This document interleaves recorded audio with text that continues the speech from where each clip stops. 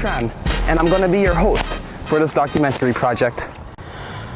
Immigration is such a controversial topic in the United States. People migrate to this country of a symbol of democracy and a torch of freedom for different reasons. Now imagine yourself as an immigrant before immigrating to this country.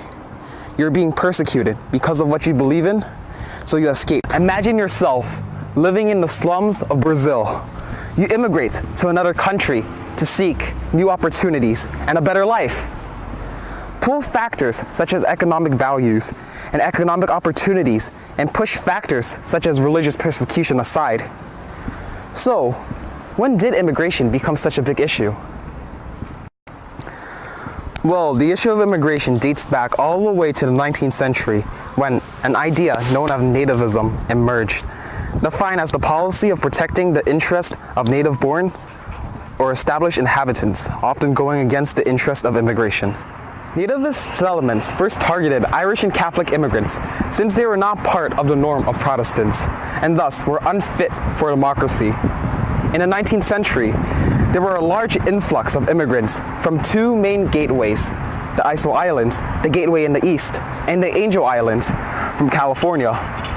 The US mainly restricted against Asian immigrants, specifically the Chinese immigrants. And this restriction was out of the fear that Chinese immigrants were taking American jobs, a justification that still exists today. And although there are many laws that came before the Immigration Act of 1882, there was a law that restricted a specific group of people, and that specific group of people is Asian Americans. Today, my team and I will walk the streets of Los Angeles to find out why and the purpose of this restricted incentive on these Americans. Although hatred towards immigration today still exists, legal immigration today is endorsed by both Republicans and Democrats. Illegal immigration, however, has become the diverse issue. Former Republican presidential candidate and our current dear leader, Donald J. Trump, exploited the hysteria and fear of illegal immigration as part of his presidential campaign. Why does Trump only refer to Hispanics and Muslims when he talks about problems with immigration? Well, partially because Hispanics and Muslims are perceived stereotypically as the ethnic group that tends to commit these crimes. Think of a Muslim. Think of a word that describes him. Yeah, a turban, Islam, religion, and 9/11. Wait, I can't say this, I'm gonna get shot. My friend had to go and take care of some important stuff. Now, this fear is a gold mine for the demagogue. However, as we know, these generalizations are not true. Illegal immigration may seem like a decision that is easy to say that those who came here illegally, they shouldn't be rewarded with the crimes with citizenship. If they want to move to the US, they should do it and just get in line. But the fact is that there's no line. Immigration is not like Disneyland, where you pay enough money and clean patiently for several hours. Anyone can ride Space Mountain, but there's not a single line. The whole process is elusive and inclusive. Sorry about that, technical difficulties. I had things to do. So back to topic. It may be easy to rally behind Trump's claim. They're bringing drugs, they're bringing crime, they're rapists. Despite Trump's claims, statistically speaking, he is incorrect. About 11.1 million illegal immigrants are in the land of the free, but only a small percentage of those illegal immigrants are criminals. So here's the question. Is the US the only country with this type of problem? Firstly, let's take a look at the land of maple syrup and Justin Bieber's. Canada, a US-friendly neighbor who has a policy the exact opposite from us. To combat a shortage of skilled laborers that has been stifling the country's economic growth since the 1970s.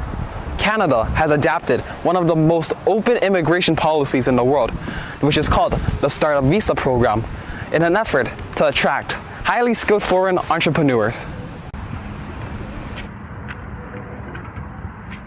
Oh, hey, Jared. Hi. Welcome. So you know, recently Donald Trump has been criticizing these Hispanics and these blacks from coming over to America and using our resources without any necessary consent. So you came from China, correct? Is this an issue in China as well?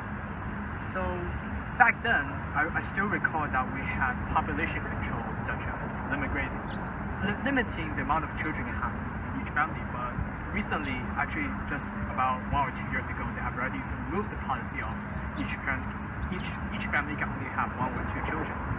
So right now, I think that immigration shouldn't really be a really big problem since China is no longer that populated.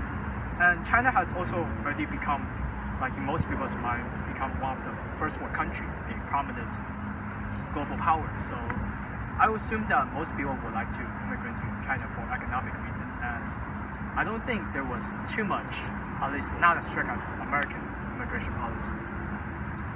Well, thank you for your time. Thank you. Japan is very restrictive on immigration, mainly because it is a country where people favor a racially unique and homogeneous society, as well as a culture. However, this policy has drawn strong criticism and has become a recipe for disaster. The sushi land is facing rapid decline in their population with their low birth rates and high death rates. The population is at 128 million, but analysts can estimate that the number will be shrunk by half in the year 2060. This made immigration a controversial topic in this country. Japan is currently adapting a new point-based system where immigrants can earn points based on their academic background and professions. Those who score high, mainly professionals like professors, doctors, and lawyers and corporate managers, will receive higher treatment. So, we've seen both sides. We've seen how Japan and we've seen how Canada dealt with immigration. Now it's time for us to deal with it. The question is, can the US adapt to these new policies? And especially, will these new policies divide our nation up even more? My name is Philip Tran, signing out.